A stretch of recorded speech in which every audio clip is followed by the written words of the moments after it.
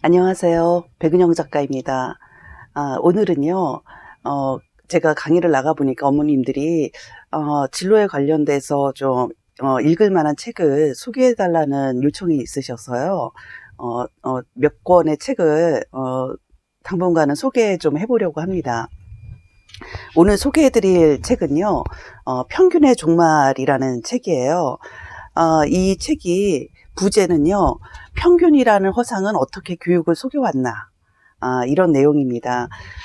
이 책을 쓰신 토드 로즈라는 그 교육학자는요, 허버드대 교수님이신데요. 이분의 그 인생 자체가 참 흥미롭습니다. 고등학교를 졸업하고 그리고 결혼을 해서 여러 명의 아이를 두고 그야말로 생계를 책임지다가 뒤늦게 공부를 하셨어요. 그래서 하버드대 교수까지 올라가신 그 특이한 이력을 갖고 계신 분입니다. 그래서 이분이 그 주장하는 바는 이 책은 이제 2015년에 나왔고요. 그리고 한국에 소개된 거는 2018년 21세기 북스에서 번역을 해서 내놓은 굉장히 좋은 책이고요. 제가 요즘에 이제 그 미국에서 나온 신간들을 보고 있는데 이 책을 언급하지 않은 책이 없을 정도예요. 그래서 이 책의 그 파급력이 굉장하다. 그리고 이 책을 읽어보니 너무 좋았습니다.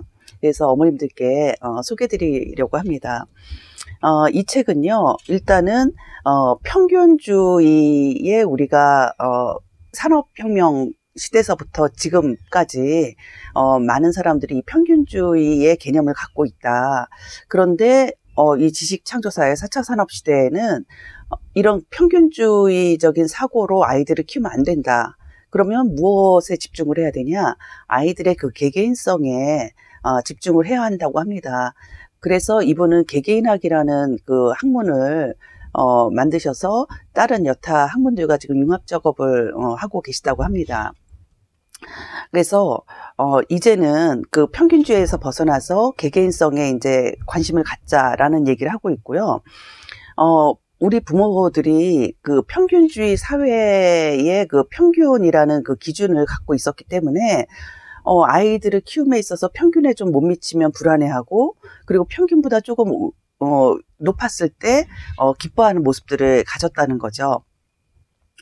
그래서 이분이 이 평균주의가 그 세계적으로 학교나 아니면 기업에서 어떤 원칙이 된 것은 그 프레데릭 그 윈슬로 테일러에 의해서였다고 합니다. 여러분들 그 테일러리즘이라고 우리가 그 예전에 사회 교과에서 배운 적이 있죠. 산업혁명의 그 어떤 효율성과 그런 어떤 생산성을 위해서 이 테일러란 사람이 분업과 같은 것을 마련했잖아요.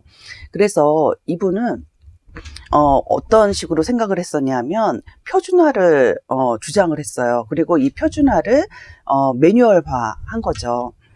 그래서 이게 이제 매뉴얼화가 되다 보니까 어떤 문제가 생기냐면 이 매뉴얼화된 것을 설명해 줄 수 있고 그것이 잘 이루어지는가 하는 그것을 관리하는 관리자가 라는 직책이 만들어졌다고 해요.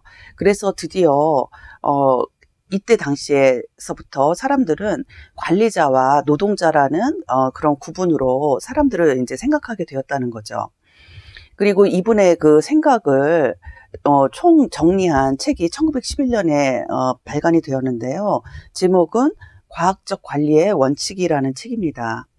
그래서 이 책이 1911년도에 나오고 나서요. 정말 미국을 비롯해서 12개국에 알려지면서 완전 베스트셀러가 됐다고 해요.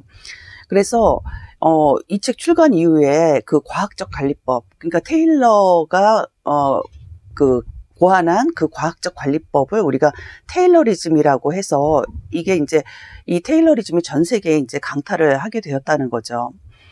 그래서 이제 그 사람들이 각자의 개개인성은 무시된 채 그야말로 평균적인 인간으로 취급이 돼서 마치 공장의 그 부품과도 같은 그런 삶을 살게 되었다는 거죠. 그게 이제 얼마 전까지 뭐 우리나라 대한민국 자녀들의 삶이었다고 이제 얘기를 할 수가 있겠죠.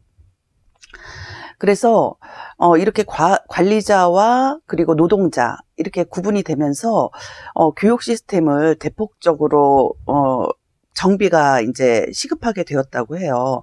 그래서 록펠러 아시죠? 그 록펠러가 기금을 대주어서 설립된 그 일반교육위원회라는 곳이 있었는데, 그 아까 그 테일러가 1911년에 그 책을 발간하고 바로 그 다음 해입니다. 그 다음에 그 일반교육위원회에서는 테일러주의에 기반한 학교 비전을 발표를 했어요. 그런데 이게 굉장히 제가 읽어드릴 텐데 충격적인 내용이고 들으시면 굉장히 화가 나실 것 같아요. 사실 저도 책을 읽으면서 너무 화가 났거든요.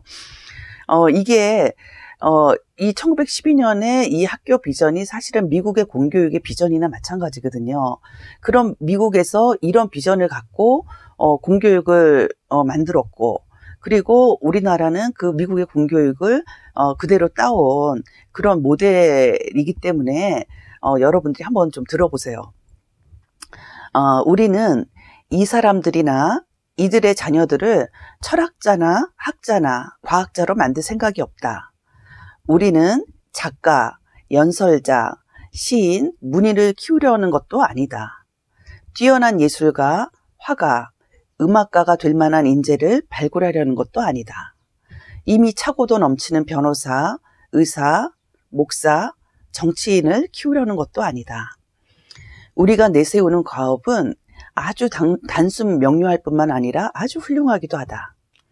우리는 우리 아이들을 모아 작은 공동체를 꾸려 그 아이들에게 부모 세대가 불완전하게 수행 중인 일들을 완벽하게 해낼 수 있도록 가르치려 한다. 예. 이게 이제 이들의 그 비전이었던 거죠.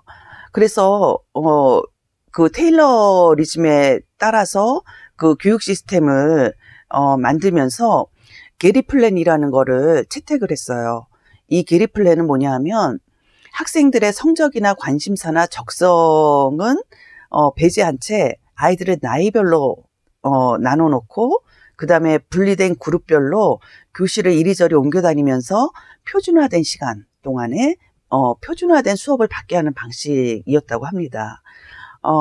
이게 지금 우리 아이들의 학교 시스템하고 똑같은 거죠. 그래서 이런 거를 우리가 공장형 모델이라고 그러거든요. 그런데 이들은 또 거기에 더해서 이 공부를 하는 아이들이 미래의 직장 생활에 어떤 정신적인 준비를 갖추게 하려는 차원에서 공장에서 울리던 종을 흉내낸 학교종을 도입하기도 했다고 해요. 너무 소름 끼치죠. 이게 왜 그러냐 하면 미래 공장에 가서 일할 수 있도록 바이오리듬을 거기다 맞추는 거예요. 그래서 이렇게 평균주의에 그러니까 매몰이 되면 어떻게 되냐 하면 경쟁을 하게 되겠죠. 이렇게 경쟁을 하면 승자가 없이 너도 패자고 나도 패자인 그 패페이 게임으로 가게 된다는 게 문제인 거죠.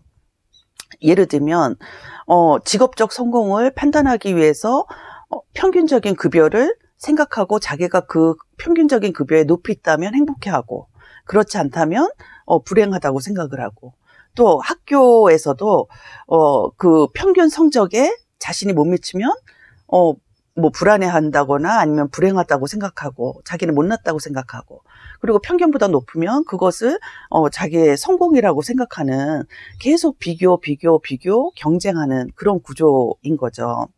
그래서 이렇게 평균주의에 부모나 자녀가 물들게 되면 행복한 삶은 없어지게 되는, 그래서 이 토드 로즈는 이 평균주의에서 벗어나서 그 개개인성을 중시하는 그런 쪽으로 나아가자. 그러면 안 보이던 행복의 길이 열릴 것이다. 이런 얘기를 하고 있습니다. 그리고 이 토드 로즈는요, 개개인학에 의거한 3가지 원칙들을 얘기를 하고 있는데 이 책에서 완전히 핵심입니다. 이것이. 조금 말이 좀 낯설지 모르시겠는데요. 첫 번째는 들쭉날쭉의 법칙입니다. 이게 뭐냐면 우리 개인들은 굉장히 다차원적인 특성을 갖고 있기 때문에 1차원적으로 그 사람을 평가해서는 안 된다는 거죠. 예를 들면 쟤는 성적이 높아, 아니면 쟤는 성적이 낮아, 아니면 저 사람은 뚱뚱한 사람이야, 아니면 저 사람은 날씬한 사람이야, 이렇게 얘기할 수가 없다는 거죠. 예.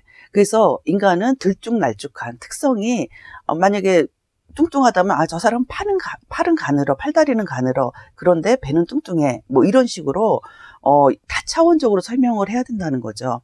그렇기 때문에 제1원칙은 들쭉날쭉의 원칙, 그 다음에 이제 맥락의 원칙을 얘기를 하고 있습니다. 이 맥락의 원칙은 이 들쭉날쭉한 그 특성을 발휘할 수 있는 그런 맥락에 들어가야 된다는 거죠. 그 다음에 이제 세 번째는 경로의 원칙입니다. 이 경로의 원칙은 진로를 찾아나가는 어떤 경로는 각자가 다 다르다는 것을 주장하고 있습니다. 예를 들면 토드로즈처럼 고등학교를 졸업해서 결혼해서 경제생활을 하다가 대학에 들어갈 수도 있고, 그리고 박사가 돼서 하버드대 교수가 되었지 않습니까? 이런 식으로 경로의 원칙은 다 다르다. 우리가 초중고 대학교를 졸업해서 직장에 가야 된다는 것도 어떤 평균적인 진로의 그 컨셉이 우리의 머릿속에 있기 때문에 그렇다는 거죠. 그러면서 또 한 가지를 얘기를 하고 있는데요. 그 학생들의 개개인성을 강조하기 위해서는 세 가지 개념을 채택해야 한다고 합니다. 첫 번째가 학위가 아닌 자격증을 수여하자라는 겁니다. 이 토드로즈와 그리고 제가 읽었던 그 수많은 저자들이 요즘에 하고 있는 얘기가 4년 대학생활은 너무 길다는 것입니다. 뭐 미래학자들도 얘기를 하고 있고 실용 지식의 그 교체 시기가 3년이라고 합니다. 지금은 더 빨라지겠죠. 그러면 예를 들면 공대 1학년 학생이 4학년이 되면 1학년 때 배웠던 그 실용 지식이 무의미해진다라는 의미입니다. 그래서 지금 미국에서는 3개월에서 1년 단위의 그 마이크로 학위, 그러니까 자격증이라고 하거든요. 그런 자격증을 주는 그런 시스템들이 굉장히 많이 개발되고 있고, 또 무크라든지 온라인 그 교육 같은 거 무료로 진행되는 것들 많죠. 예, 그런 거를 통해서 실력을 쌓고 있다고 합니다. 그 다음에 이제 두 번째는 성적 대신 실력의 평가가 달라져야 된다. 그러니까 성적은 어떻게 보면 1차원적으로 평가하는 거죠. 저 사람은 성적이 높아, 낮아. 그런데 이분이 얘기하는 건 뭐냐면 그 아이의 분야에서 그 수행 능력을 평가받자는 거죠. 그게 오히려 공정한 평가다, 이런 얘기를 하고 있고요. 그 다음에 세 번째, 학생들에게 교육 진로의 결정권을 허용하자. 그러니까 아까 그 얘기한 것처럼 경로가 다 다르다는 거죠. 그래서 학생들 각자가 자신의 속도에 맞춰서 자신에게 적절한 순서에 따라 학습할 수 있도록 기회를 주자라는 거죠. 저도 저희 그 둘째 아이가 지금 대학교 3학년에, 그러니까 군대 갔다 와서 3학년에 복학해서 지금 회사를 다니고 있거든요. 저 같은 경우도 그 아이의 의사를 하겠지만 그 아이가 지금 대학을 졸업하냐 안 하냐, 이거는 저한테는 별로 의미가 없거든요. 왜냐하면 이런 공부를 해보다 보니까 그게 별로 그렇게 중요하다는 생각이 들지가 않는 거죠. 그래서 그 아이가 나중에 일을 하다가 졸업이 필요하겠다, 가서 더 좀 배우고 싶다 하면 대학을 졸업하는 것이고, 그렇지 않고 나는 그냥 자기 경제 생활에 도움이 되는 방향으로 나아가겠다, 그러면 또 그것도 오케이인 거죠. 그래서 아이들에게 교육의 진로 결정권을 주자, 이런 거를 토드로즈가 얘기를 하고 있습니다. 그리고 제가 이 책을 읽으면서 가장 감동적이고 제가 좋았던 문구가 이거였어요. 시스템이 요구하는 자신이 아닌 진정한 자신이 된다는 거예요. 이 평균주의에서 벗어나서 개개인성을 강조하는 그 부모 밑에서 아이들이 자라나면 아이는 진정한 자신이 된다는 거예요. 너무 가슴 떨리지 않아요? 누군가가 태어나서 진정한 자신이 된다. 이 말이 저는 이 책에서 너무너무 행복했어요, 읽으면서. 그래서 그 우리 아이들이 각자의 그 개개인성을 인정받고 진정한 자신이 될 수 있는 사회에 살아가기 위해서는 부모들이 아이를 그 대하는 패러다임이 이 평균주의에서 개개인성으로 바뀌면 정말 아이들이 이승에서의 삶이 진정한 자신이 되어서 살아갈 수도 있다라고 생각이 들었고요. 그거를 엄마가 해주실 수 있지 않을까? 그래서 대한민국의 그 미래의 희망은 어머님들의 어떤 패러다임의 변화가 아닐까, 이렇게 이 책을 읽으면서 생각해 보았습니다. 그래서 어머님들도 그 평균주의의 개념에서 좀 벗어나셔서, 내가 평균보다 잘 살아, 중산층 이상은 되지, 아니면 중산층 밑이야, 뭐 이런 어떤 평균주의에서 벗어나서요, 그냥 어머님들 진정한 자신이 되셨으면 좋겠고요. 또 아이들도 어머님들이 그런 평균주의에서 벗어나서 개개인성에 집중해서 우리 아이들을 키우신다면 정말 아이들도 진정한 자신이 돼서 정말 행복한 삶을 살다가지 않을까, 이런 생각을 해보았습니다. 이 평균의 종말 한번 꼭 읽어보시고요. 정말 좋은 책이에요. 그리고 21세기 4차 산업혁명 시대를 살아가는데 어머님들이 그 무엇보다도 이 책을 읽으셔서 개개인성에 집중하는 그 패러다임으로 사고를 좀 바꿔보시면 아이들을 바라보는 태도도 달라지고 또 아이들의 모든 행동이 예쁘게 보일 겁니다. 예, 어머님 가을에 독서하기 좋죠. 제가 이 책뿐만이 아니라 다양한 책을 소개해 드릴 테니까요. 우리 책 읽어가면서 이 가을을 좀 보냈으면 좋겠습니다. 네, 사랑합니다.